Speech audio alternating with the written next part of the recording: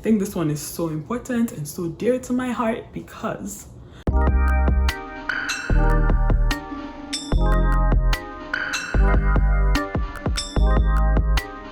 hey guys, welcome back to my channel. My name is Anu and I'm a third year medical student at St. George's University. If you're new here and you have not subscribed, please hit that subscribe button down below. It's red. You can't miss it. Give this video a thumbs up as well. So let's get into today's video.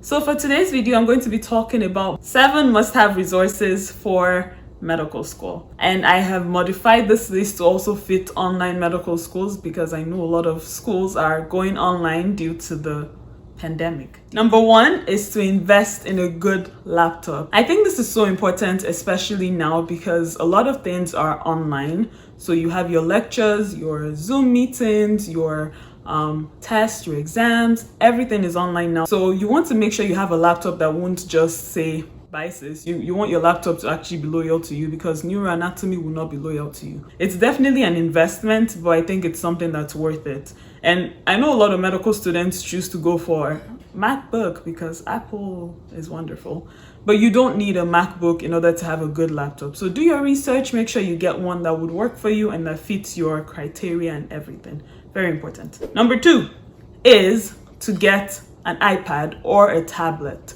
This one is very important because all our lectures are online, even before the pandemic. So you get PDFs, you get PowerPoints for lectures, and some of them are like 80 slides, 95 slides. You don't want to have to print paper. Number 1, it's not good for the environment. Number 2, it's going to be heavy and very bothersome to carry around. So you want to make sure that you have an iPad or a tablet that has a pen that you can write on and annotate on. So when the lecturer is talking or when you're taking notes or whatever you're doing, you're able to write it down. It's convenient. All your things are in one place and you will be thankful to me for suggesting this. So when I started term 1, I actually didn't have a tablet. And I regretted it so much that when my roommate had to go back home during the semester, during the term, I actually ordered one to her place so she would bring it back for me. And honestly, that was probably one of the best decisions I made in term 1. So make sure you invest in a tablet. I didn't even get an iPad. I got a Samsung Tab. I think it was Tab E or Tab A, and it was still very useful. So do that. You will thank me for it later. Number 3 is actually kind of like point 2B. It's for my analog people because sometimes I function as both. I like my notebooks, I like my pens, I like my highlighters, I like my textbooks in physical copy. So if you're one of those people and you need that, then make sure you bring your a notebook for yourself. Make sure you have pens, pencils, highlighters, all of those things.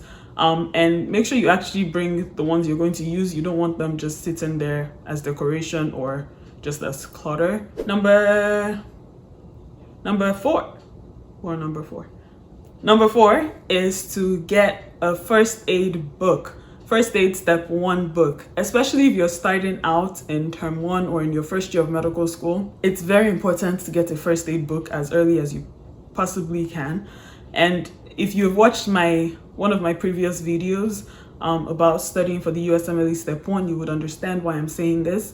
It's important for you to have it so from day 1 you're able to annotate your first aid book and then you become familiar with it, and when it's time for that dedicated study period, you're not looking at it like you actually like kind of understand it, or you've like at least flipped through it before, so nothing is strange to you.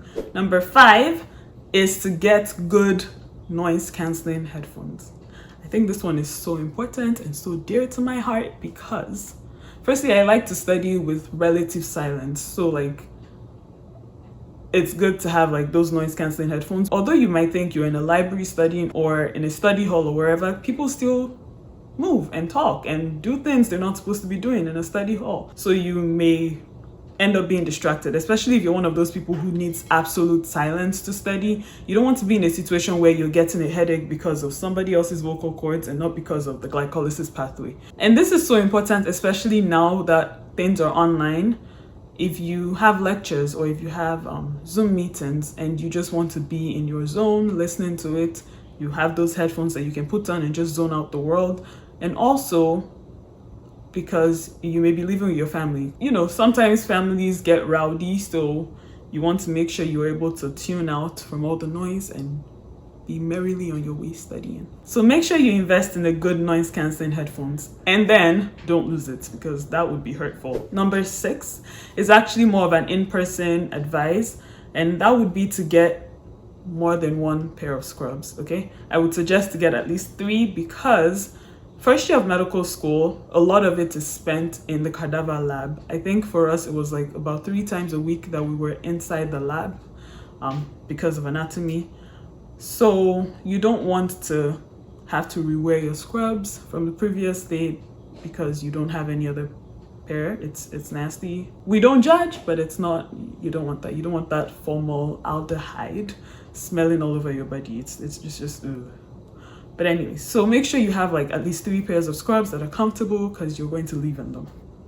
If you're online though, I don't know how that's gonna work, but maybe you wouldn't need scrubs. And number 7 is for my whiteboard lovers, my whiteboard learners. You want to make sure you have your own whiteboard, your marker, your eraser. Because I know with St. George's University, they do provide whiteboards in the public study halls and in the libraries, but it's public. So a lot of people try to get it, and a lot of times it's occupied, or someone is using it, or there's something on it and you can't clean it off or whatever. So you want to make sure you have your own, so that you're not tied to somebody else.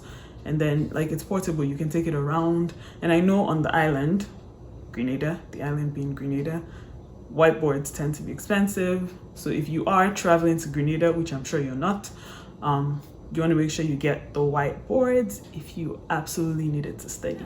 I hope that was helpful. That's it for today's video, guys. Don't forget to hit the like button and to subscribe, please, if you have not subscribed. And I will see you in my next video. Thank you very much for watching. Bye-bye.